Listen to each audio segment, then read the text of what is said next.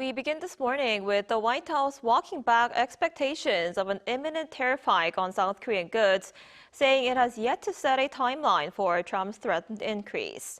Our Moon Hye-ryeon starts us off. The White House says it has not yet decided when higher tariffs threatened by U.S. President Donald Trump on South Korean goods would take effect, leaving Seoul facing continued uncertainty as high-level negotiations remain stalled.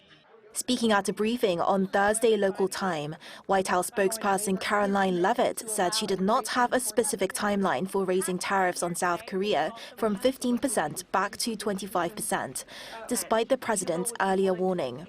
She added that the administration's trade team would provide further clarification, signaling that internal discussions are still underway. Trump publicly criticized delays in South Korea's legislative process tied to a bilateral trade agreement and warned he could reinstate higher duties on Korean goods.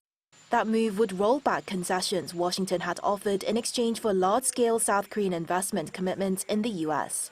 In response, South Korea's top trade officials rushed to Washington for emergency talks, while Foreign Minister Cho Yeon continues meetings with U.S. policymakers in an effort to prevent the tariff hike. Despite those efforts, Seoul has yet to secure a clear reversal, and government officials say U.S. agencies are still discussing whether and how the tariff increase would be formally announced. Meanwhile, concerns are growing in Seoul that the tariff dispute is spilling into the security arena. National Security Advisor Wi Sung-rak warns that renewed tariff pressure is shaking the broader diplomatic framework South Korea has built with the United States, China, and Japan.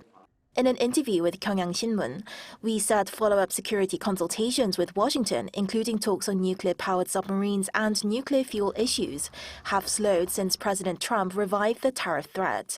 He added that multiple trade and regulatory disputes, including digital trade rules and a data breach case involving U.S.-listed e-commerce firm Coupang, are further complicating relations. We cautioned that economic and security issues are now becoming intertwined, urging Seoul to respond carefully while maintaining coordination with its key ally. Moon Hye-ryeon, Arirang News.